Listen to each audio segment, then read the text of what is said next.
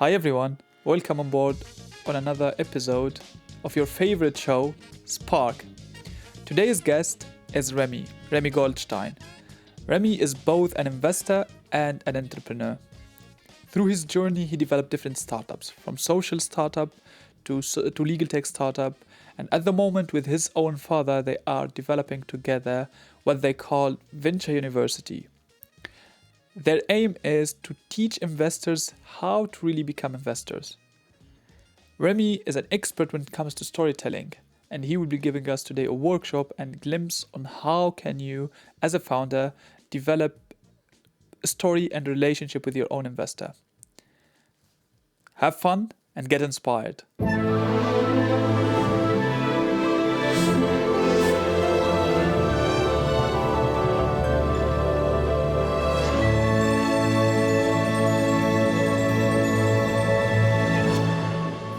Hi Remy, I'm really happy to have you on board today. Looking forward for our discussion.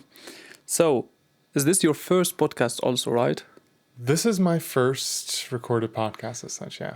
But you have been in a movie, you have told me. I have been in a documentary movie. How was it? It was very cool. My mom's a documentary filmmaker. Okay. Now turned author. And she made a movie about children growing up with music or playing music. And I was part of that. Awesome. So, for all our listeners that they don't know you yet, how would you present yourself? Imagine yourself on a TEDx talk and you're on stage. A lot of people are looking for inspiration and motivation. How would you introduce yourself for them so they got the feeling of the spark and how they could achieve their dreams?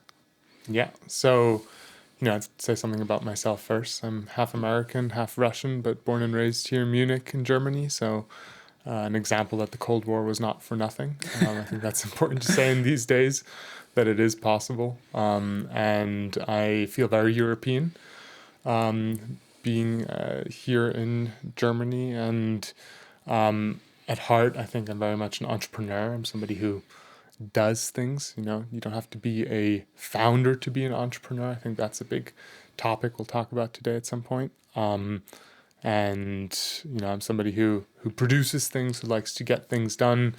I am an investor at the moment at a venture capital firm. I started a social startup. I started a for-profit startup, which didn't work out. So that's kind of a bit who I am. I'm a big family person. I'm a dog owner, have a fiance, getting married next year. So. Oh, really? Congratulations. Lots of things going on. I'm really happy to hear that. Thanks. But how did you have this entrepreneurship power in you?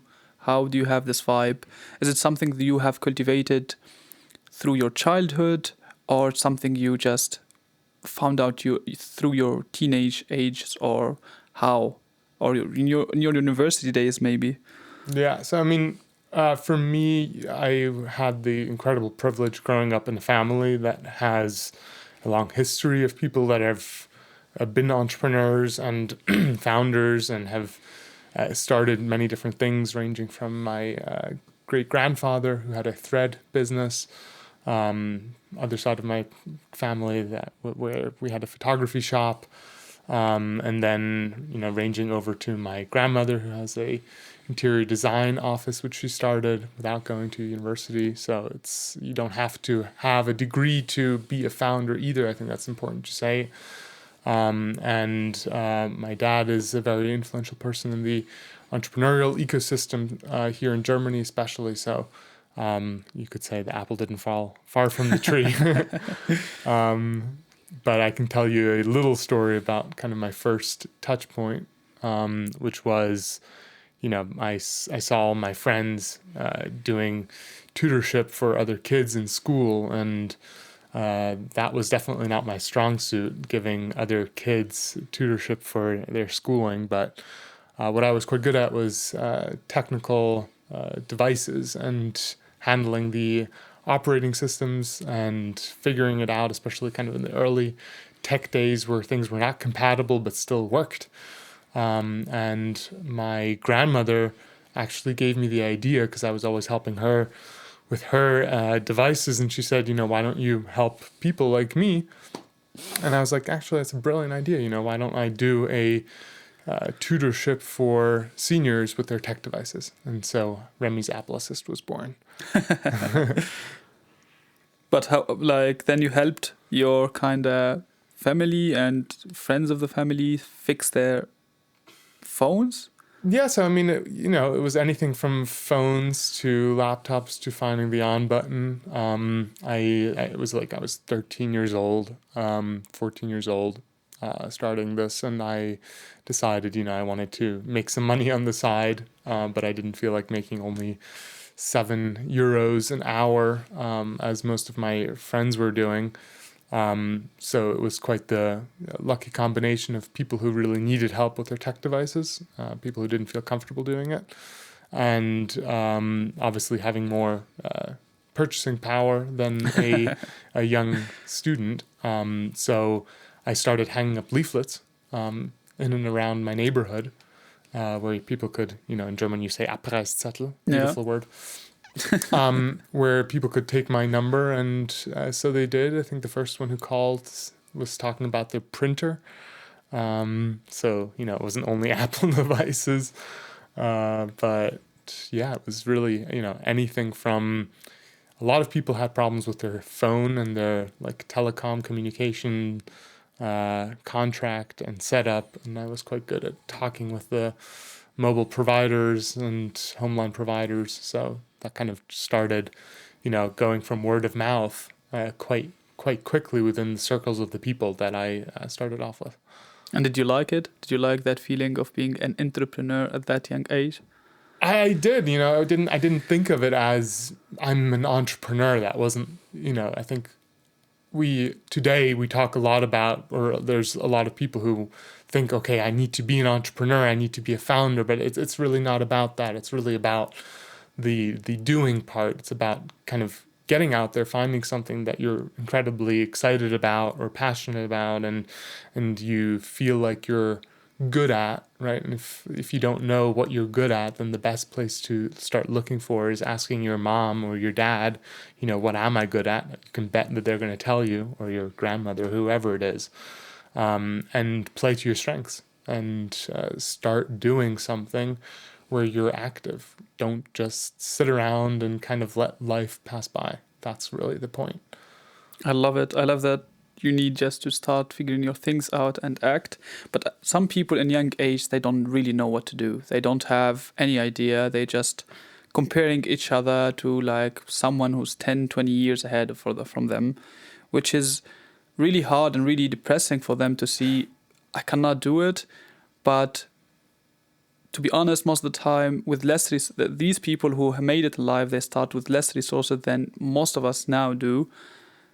But it's always hard to just start. So what's your advice? Just kickstart things. I would look in my day-to-day and kind of try and figure out, where do I feel like I am able to help people well? Where is it that something that comes easily to me?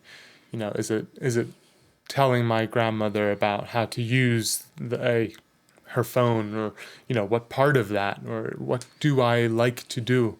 And I think finding a combination of what you like to do, but not necessarily taking that as your main item. So to give you an example, right, I'm a pianist as well. I started at a really young age, typical kind of Russian school.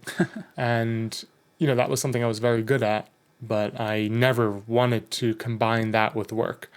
I never wanted to give people tutorship with piano lessons or anything like that. So, there are certain things that shouldn't, I think, be combined. You don't have to combine every passion with the logical, okay, this is my passion, so this is what I have to make my work.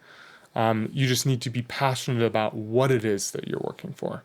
So I think looking around you, figuring out what are you good at, playing towards your strengths, asking people, what am I good at, is a good way to kind of figure out a direction, at least, of where you want to go. Maybe it's not even that you know what you're good at, but something you want to figure out about for yourself, like something you're curious about, something you've always wanted to try and figure out.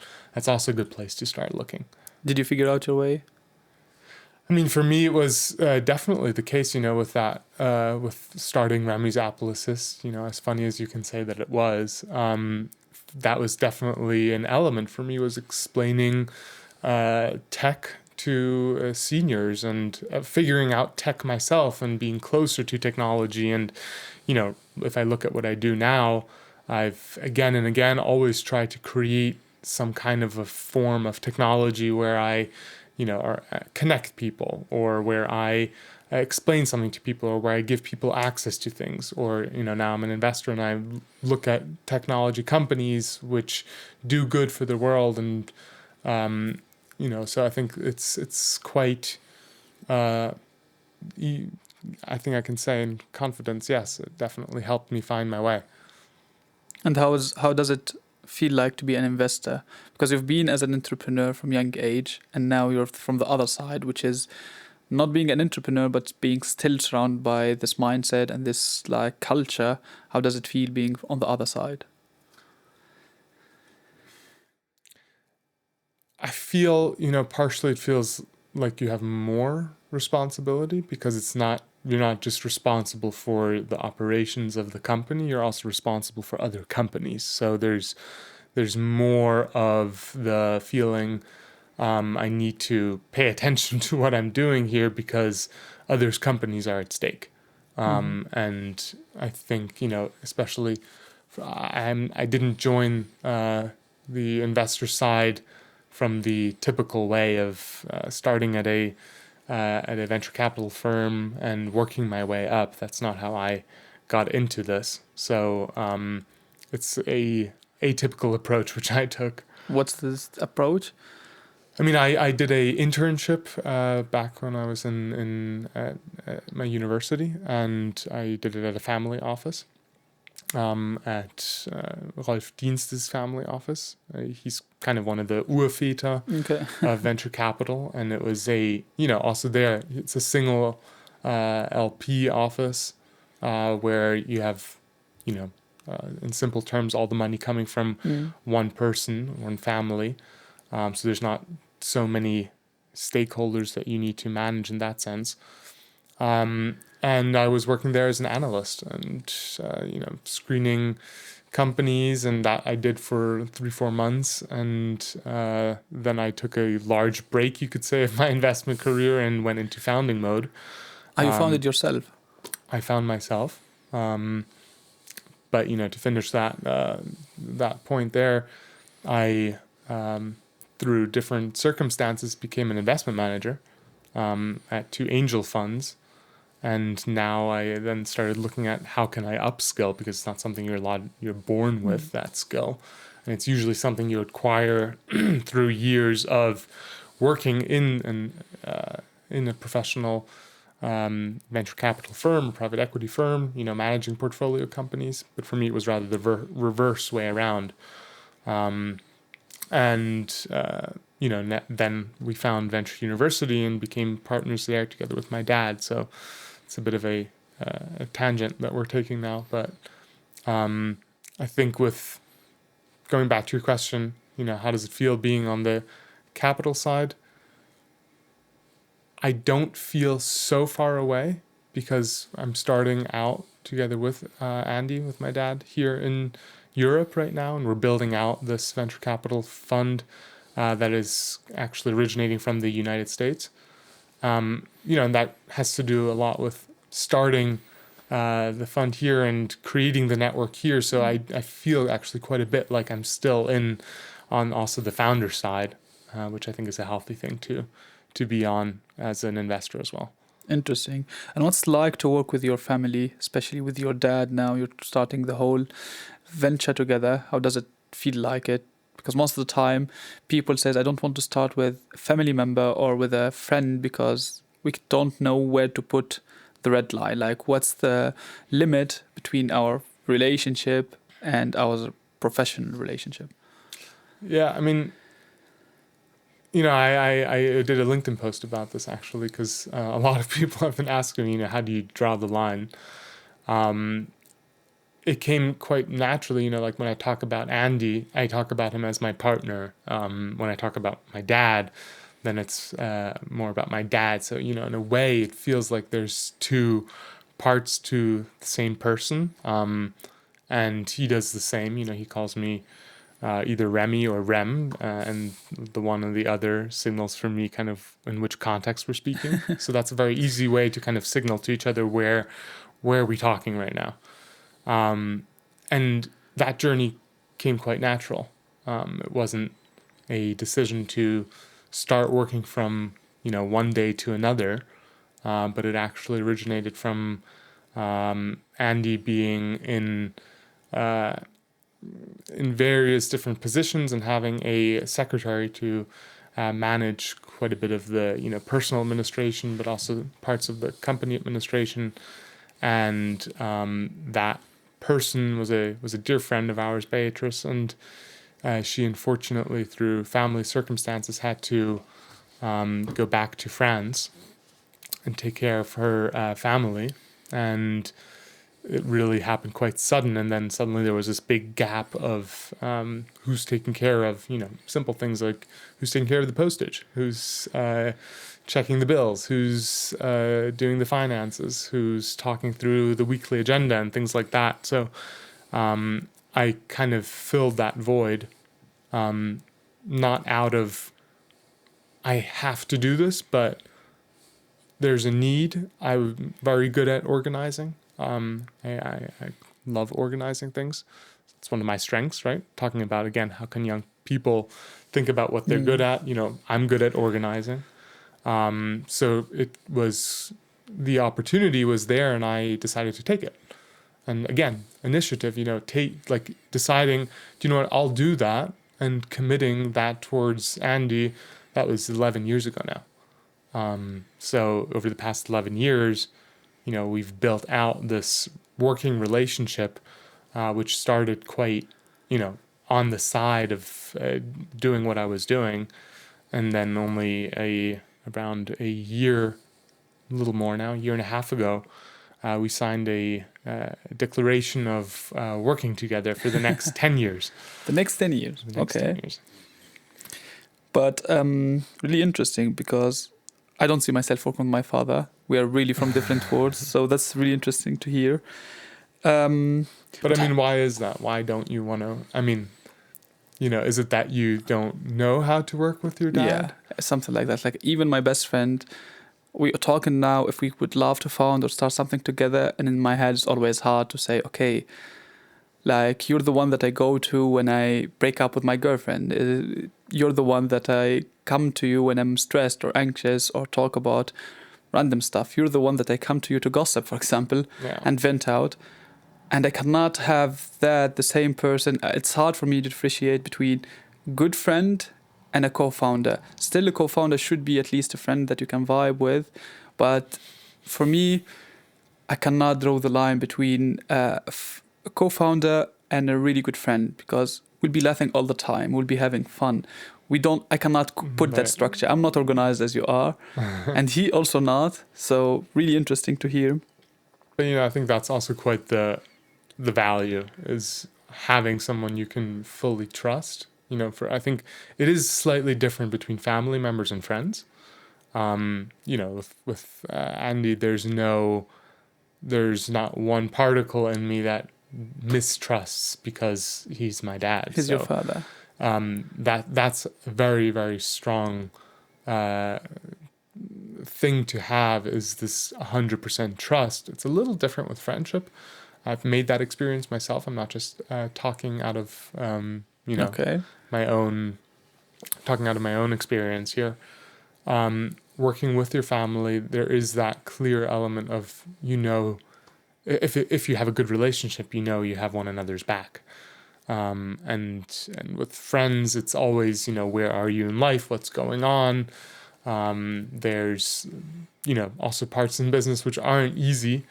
And that's sometimes when the worst of characters come out, and that's where it becomes the most difficult to stay friends and to stay partners.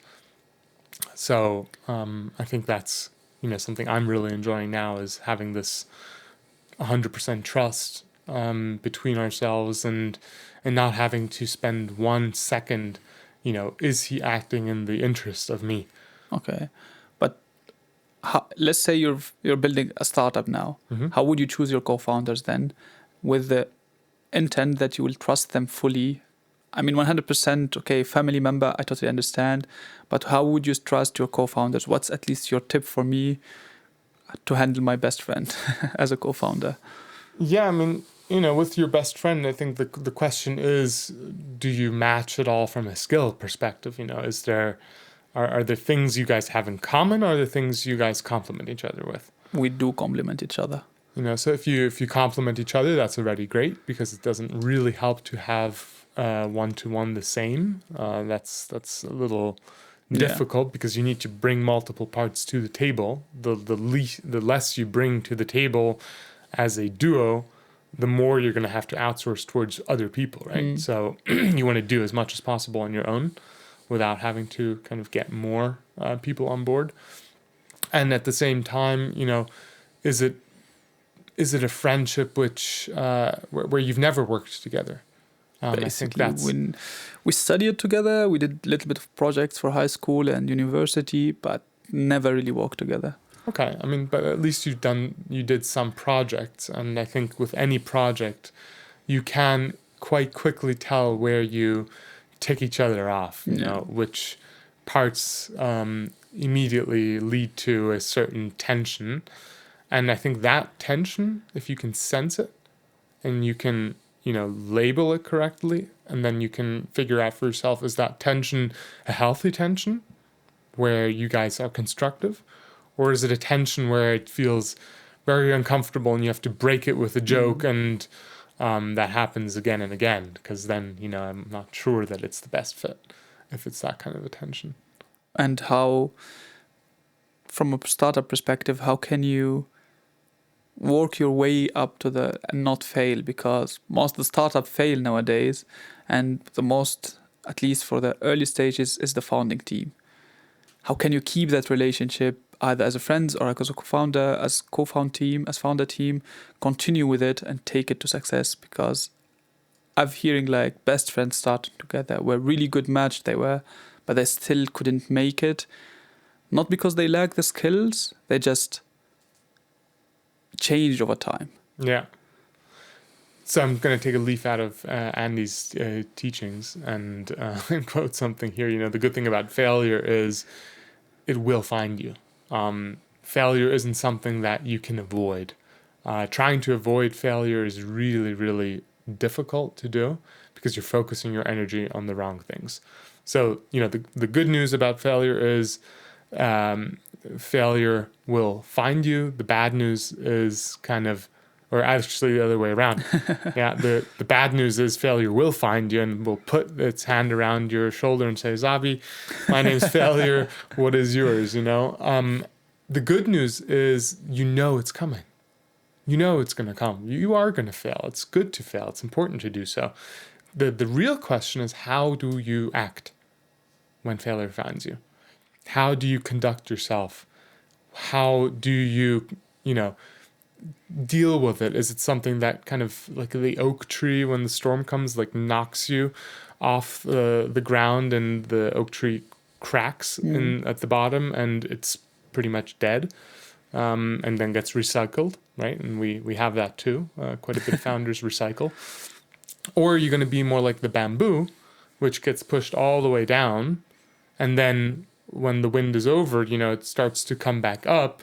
And again, quoting Andy here, that's why most founders look a little bit like this instead of like that. And I think between the friends, right, that's the question. Like when you run into a situation where you're having a real argument, how do you decide to deal with it? Do you have a coping mechanism to deal with that? Do you know how to get back to working level, or is that difficult? Because if it's really difficult, then it's unfortunately what we call toxic, and that's not something that is very enjoyable. And from an investor point of view, how do you look to the founding team? Because most of the time, except for the idea, the product, and the market, you also check if this team is capable of really scaling this business and building what they aiming to. How do you, as an investor, let's say, judge the founding team from your point of view? Yeah. So, I wouldn't want to overstate my skill set here, and also just be very real towards the audience. I've not made personal investments yet. And I was not influential in making any of the 55 companies that we're currently managing. So, I don't want to judge how I did any investments because I haven't done that yet. How would you do it then? I think rather the other way around, when I look at the portfolio companies that I manage, and I look at the teams that have made it and are making it, I really do think that solo founders is very difficult. Have none of the founders that were solo founders on our side made it. So, that's definitely something that I count as a big red flag. If you're running the show on your own and there's nobody else, what happens when you're sick? Who's running the show? And then, when I look at founding teams of our companies, it's usually people who had a longer relationship together. There's actually quite a few that are family amongst each other, which is always a good sign for me if family can work. There's a saying, there's nothing as bad as a family business that doesn't work, and nothing as good as one that does. So, it can go in either direction. But I think the main point is, are the people, do all of them have a certain representativeness? Can they represent the company? Is it a face that represents, is it somebody who has, confidence in what they're doing? And, more importantly, are they working on something truly transformative? Something where, they have the ability to break the barrier to mass adoption. It's like we don't need another AI tool which, improves efficiency in some little way of, making your Notion document better. That's a nice thing to have, but that's not going to change the world. That's really not what we're looking for at VU Venture Partners. We really look at transformative businesses where we are confident that this has the ability to transform a industry, and the founders are able to lead that vision. But then, because also, like, I'm still a student, and in my head, I would love to found as soon as possible. Is it possible for a student with zero experience, basically? I didn't work full-time yet, had some projects on my back, but no real full-time experience, no industry insight, let's say. Do I still worthy the VC money? Because in my head, it's your money, it's not mine, and I'm taking your money to run my company. I'd rather bootstrap than I take the fall. I don't like to take the fall with someone else's money. At least I took the full responsibility. I mean, I think that's another question, right? Of like, what kind of a finance company are you building up? I think a lot of people are under a false impression these days that everything has to be, as we call it, venture backed. Yeah.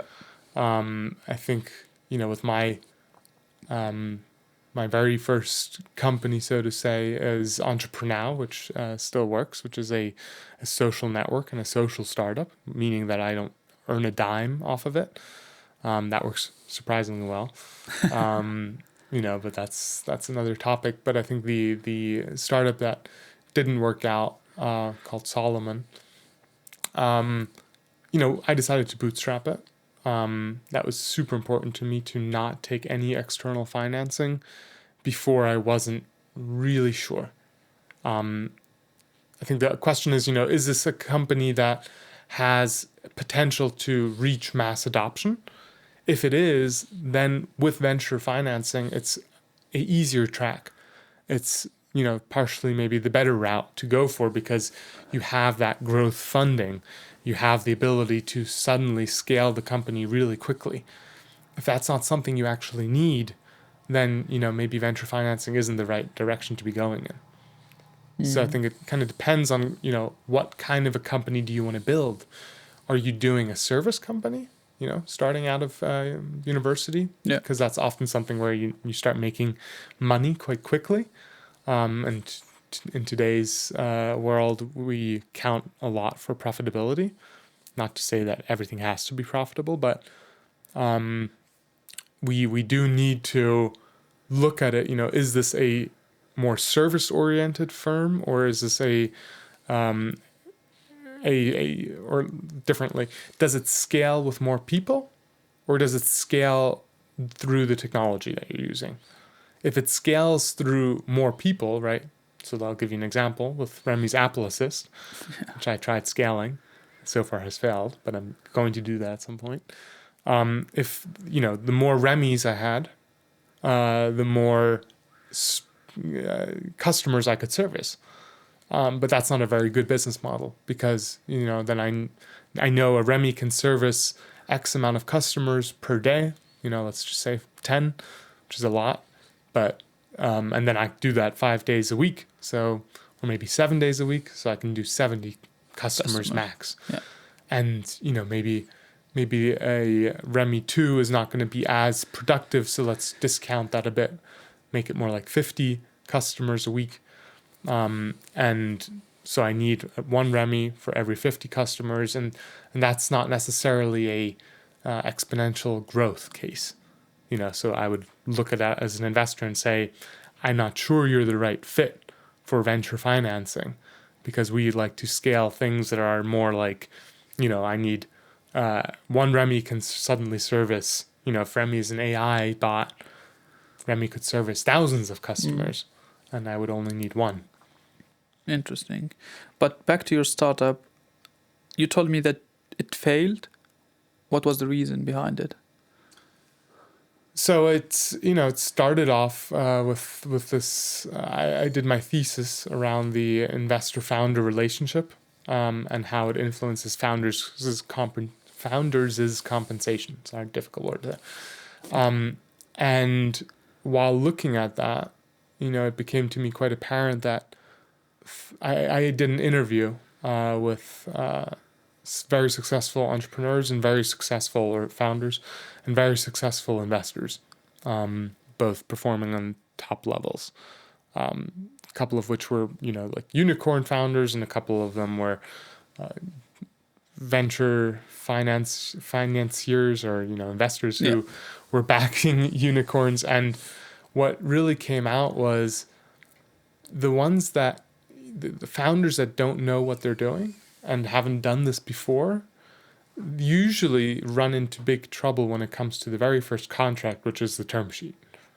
And my idea was, if people are always running into problems with their term sheets, why not create an AI that kind of spits out, is this paragraph founder friendly or investor friendly? Okay. And that, creating like a real tool for that. This was before ChatGPT and the whole AI hype, so maybe it was just the wrong time.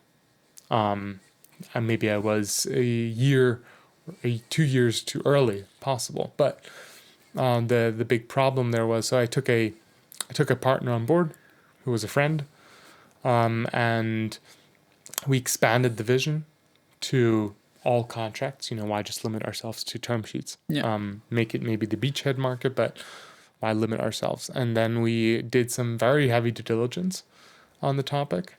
And, I knew how to do that. I think that's a really important thing to learn from a skill perspective as a young person, is to really do your research, not just, look up a couple of titles here, but talk to people, speak to people, understand their problems, come from a problem-based solution, not a solution-based solution to no problem. Yeah. And we realized that there is this beautiful thing in Germany, at least, called the Rechtsdienstleistungsgesetz, RDG. And the RDG prevents any non-lawyers from providing, services which a lawyer would provide. So, actual guidance on a contract is not to be done from someone like me, who is a Grünschnabel in law and doesn't know what they're talking about. So, that was a really serious risk that we had.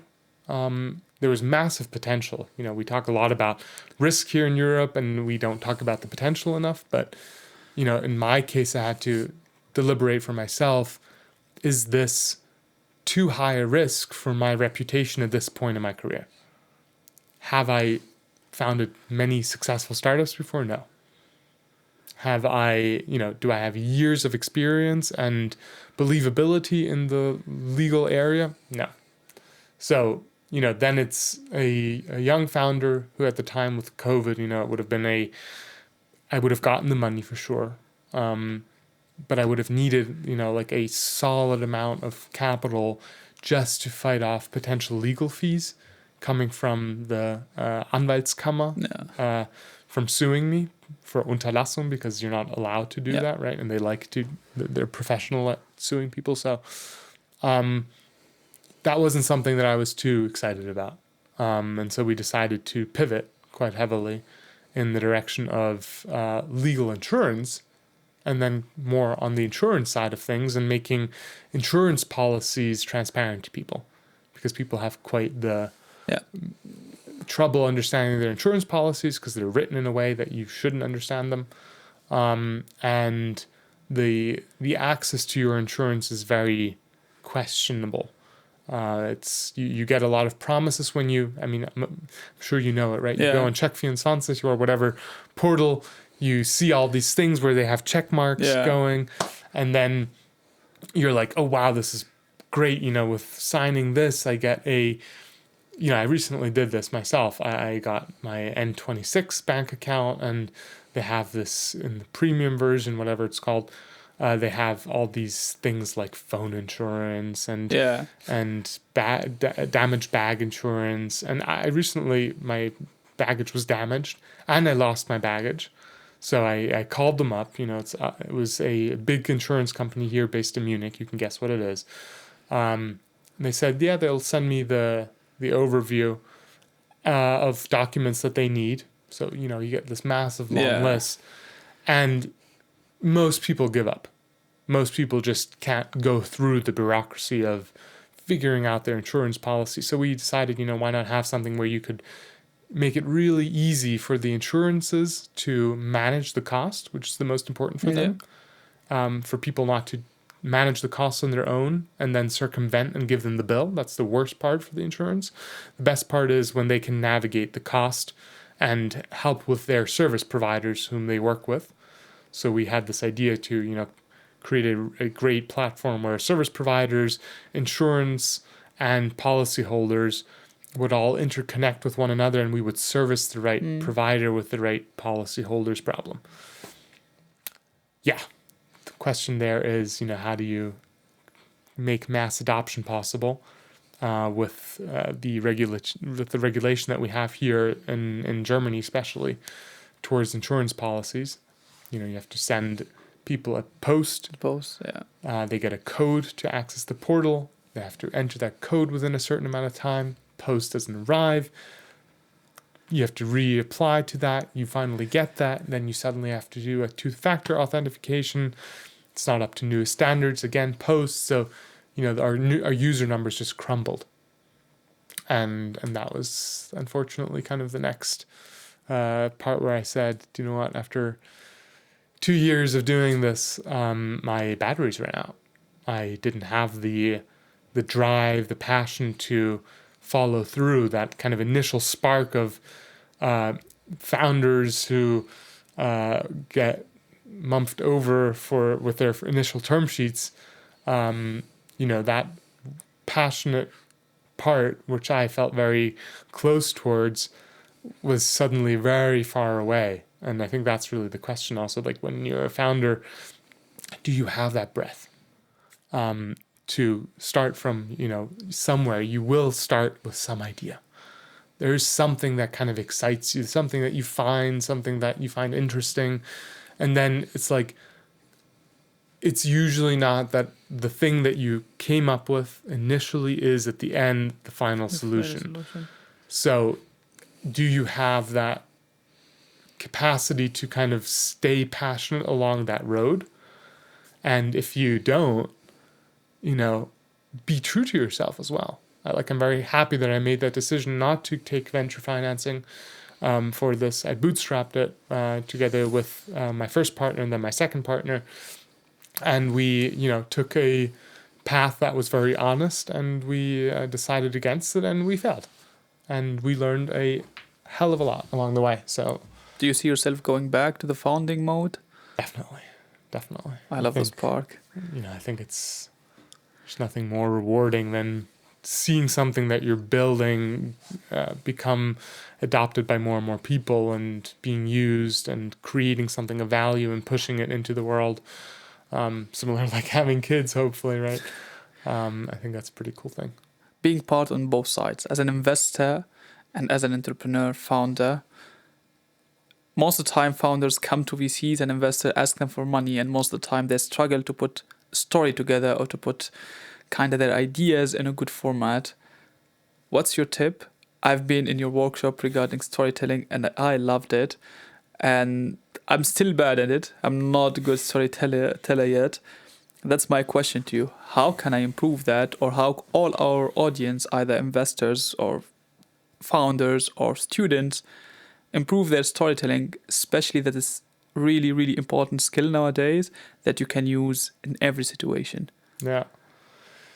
So it's funny that you asked this, because actually tomorrow I'm speaking at a conference at the Sports Tech Nation conference. I'm talking to founders one-to-one about this. How do we, as a founder, get financing from an investor?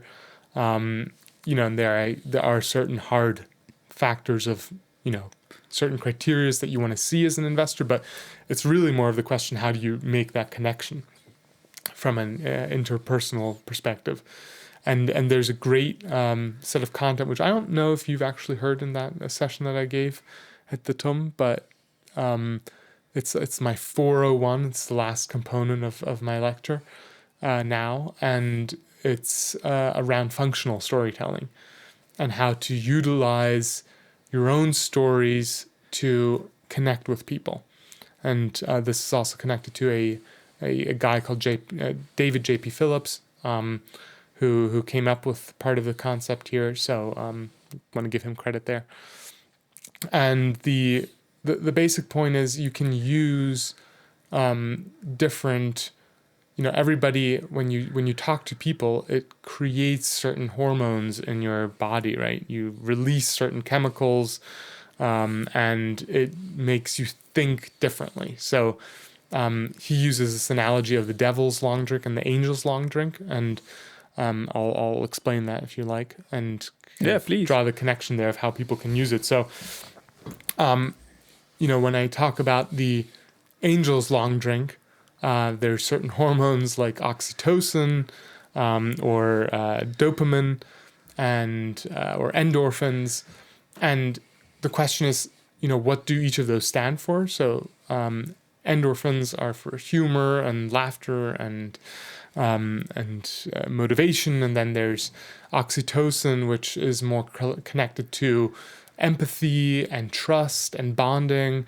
and then there's dopamine, which is more connected towards memory and motivation and attention. So how do I create those hormones in your body while I'm talking to you in a way that allows me to, get my point over to you in the right way? That's the big question. Okay. And, I'll take a very easy example. So let's take, how do I create dopamine in your body, right? So I'll tell you a story, believe it or not. Here we go. I was working for a consulting firm in France, and in Paris, and I was quite young still, and it was my first real job at the clients, and I had got a new suit, felt really good about myself, put it on in the morning, got there like a good German extra early, arrived at the office. My French colleagues came 15 minutes too late, surprise, and then the customer was 30 minutes late, so okay. walk into the room with quite the armada of consultants. We had a partner, we had a director, we had another consultant, and then myself as a junior consultant. And we were sitting in this room with the client of a large chemical company. And the partner and the client were speaking, and believe it or not, it was in French. And, parlez-vous français? Non. I really don't speak French well, maybe like on the most mediocre level, but it's nothing I would put on my resume. And, so they're talking, I'm hiding behind my laptop, pretending to take notes. And at some point, the director, the client and the partner are talking quite passionately about something. And the director stands up, walks over to me, leans in, and then loud enough for the partner to hear says, okay, cut. How concentrated are you right now? 100%. 100%. Yeah. You'll remember this story. The audience will remember this story, and I'll do my best if you remind me that I'll tell you the end of this story as well. But that set of hormones that you're experiencing right now, that's dopamine. Right? And so another example with oxytocin, if I, again, I'll tell you another story, and this time I promise I'll finish the story. But when COVID hit, I was quite loaded with things that were going on. I was in this study program called CDTM, and then I was class president there, and I was working for Andy, and then there was projects going on, and then I overloaded myself with electives, and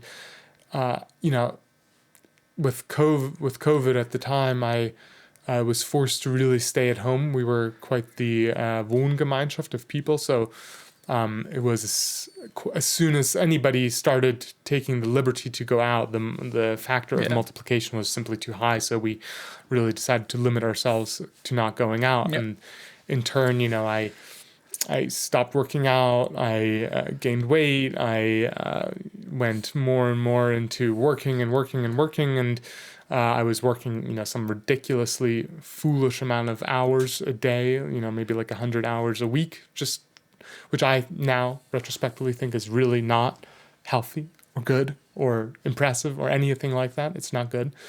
And, then suddenly I was experiencing this strange thing in my leg. And I went to the doctor, and he was like, you should go over and get an MRI scan, an MRT. Yeah. And so I went over, surprisingly got an appointment immediately, came back with the results, didn't know what the results were. He immediately faxed it to my doctor, and then I was waiting, and then he said, Herr Goldstein, bitte nehmen Sie Platz in meinem privaten Zimmer, yeah? Please go into my private room. It's like, oh dear, being asked to go into a doctor's private room cannot be a good thing. So he says, setzen Sie sich, and he doesn't point towards the table with the two chairs. He points towards his little reading corner, beautiful office right by Marienplatz. And I'm like, oh God, this is weird. Why is he doing this? Yeah. And then he sits, I sit down, then he walks right in front of me, and then, I'll look into the camera, places his hand on my shoulder and says, Herr Goldstein, Sie kümmern sich, excuse my French, einen Scheißdreck Ihre eigene Gesundheit, Ihren Körper. That was a pretty big swallow moment, and, made me realize how wrong I was with what I was doing. But, again, turns out I had a double herniated disc, Bandscheibenvorfall. Mm. And, now I told you this story. What you're experiencing, hopefully now, is oxytocin. You're feeling more empathy towards me. That's true. You're feeling like, I shared something private with you. We bonded. So again, right, I can create these feelings that you're having now towards me where, I'll walk out of this room later and you'll feel differently. And that's exactly the type of thing that you need to create as a founder with an investor. And by the way, an investor with a founder. It's not just a one-way street. Yeah. And then the other side of the coin is the devil's long drink. Right? I'm going to spare you the endorphin where it could make you laugh and then you would feel that. But if we look at what's going on every day, on my way here, I took the wrong corner. I couldn't find the office as easily as I wanted to. You get filled up with cortisol and adrenaline, and people miss their buses. You get a call, something's not good, some family member is sick. All these things start weighing in on you and create other hormones, cortisol and adrenaline, and they lead to your memory being impaired. They lead to anger. They lead to you not being creative. All these, combinations of things which are not helpful. And the important part to realize is that everybody, when they're in their day-to-day, when they come to a pitch, pitching them for the first time, they're loaded up with, guess what? The devil's long drink, right? It's not the angel's long drink that they were drinking all day. So the real magic is, how do you said you're a bad storyteller. I disagree with you. Everybody's a good storyteller. It's not good to, probably you're a bad storyteller of things that are not true. That's a good thing, I'm not a good liar. Okay. Yeah, but what you need to do is you really need to basically look through your life, figure out what are your stories. Stories equal experiences. Where are you coming from? What is it from a personal standpoint that you're doing now with your company that connects to your past? Why? Why? The big why of what you're doing needs to be clear. And then you can start indexing those stories according to which hormones they could produce with people. And then you can use them in certain situations to, not in a manipulative way, get what you want, but to better connect with people. That's what you're looking for. And that's what founders need to do as well. They need to really look at their stories, figure out how they fit into with what they're doing at the moment and why they're doing it. It needs to create some kind of a feeling for people. And then they need to tell personal stories that actually get people, meaning investors, to connect with them. And that's how you're going to create a great bond between founder and investor. Interesting. Back to your story, I still want to hear the end of it because I'm really still curious what happened there. He leaned over and he said, in a pretty loud voice, we need you to immediately create a user story for this situation, and it was I was like, yeah, I know what you're talking about. Did not at the time at all. Turns out he really only came over to say that to impress the client that we were already starting to work on the situation, so it's a bit of an anecdote. I'm not saying that that's a very exciting story, but again, you'll remember that. Yeah, I mean, I really waited for you to finish because it was in my head the whole time. I really like how you use psychology and our own hormones to put a story together. That's really interesting. Remy, I think you really, really interesting person. I love the talk. I love everything going on. Any last talks, advices, points that you would love to cover? I think it's always worth thinking about, is the way that I'm doing something the right way to be doing it? Is it, when I think about where I'm at the moment with my career, is it the right thing for me to be starting up Venture University here in Europe? It very much is, because I'm managing companies. I need to learn how to do that in an expedited way. So for me, taking part in Venture University's cohort in the next year in January is going to be absolutely amazing for me, because I'll learn how to be an investor within 11 weeks really well, and I'll learn that skill set. And that's not the typical way to do it. Most people, when they want to become an investor, they work their years up for 8, 9 years, until they feel like they understood the whole breadth of it. But that's a very time intense and not necessarily effective way of learning either. So, for me, Venture University is like the perfect way to expedite that knowledge and get to where other people are after 8 years in just 11 weeks. And I think that's kind of the same question with whatever you're doing right now. Are you doing it because society tells you that there is a certain way of doing it and that that's the normal way of doing things?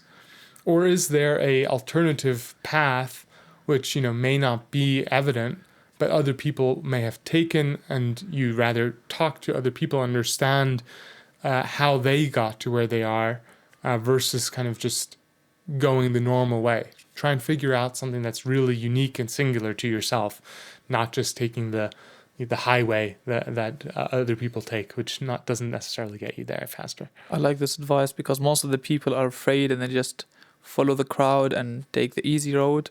Because I think at some point in life, you're either gonna stay a normal adult within your comfort zone, or you just break these walls, your fear, your ego, and go ahead and just start things.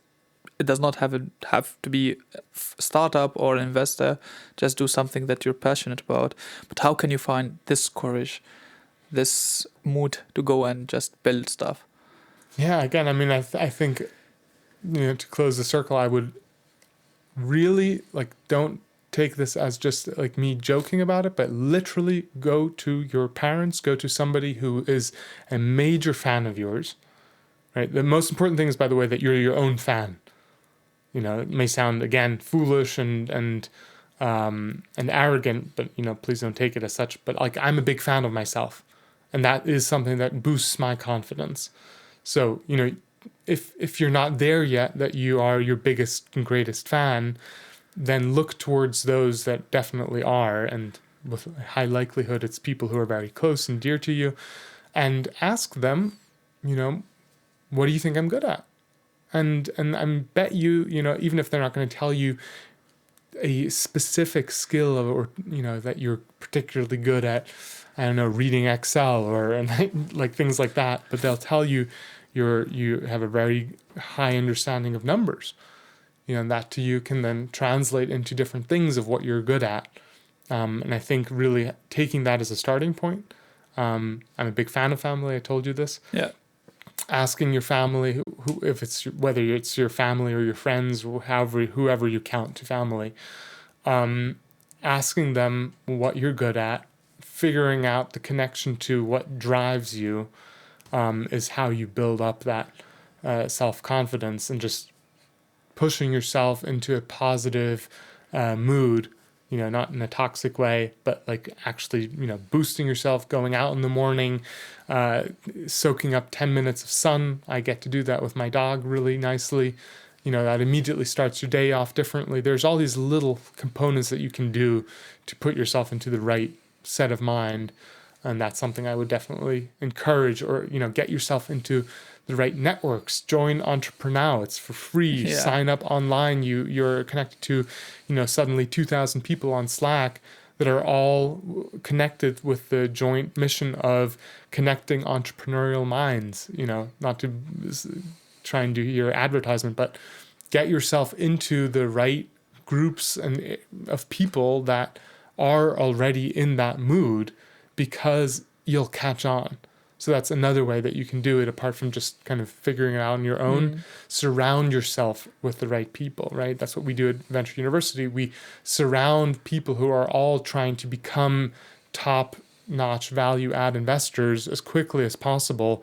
We put them together, and suddenly it becomes much easier.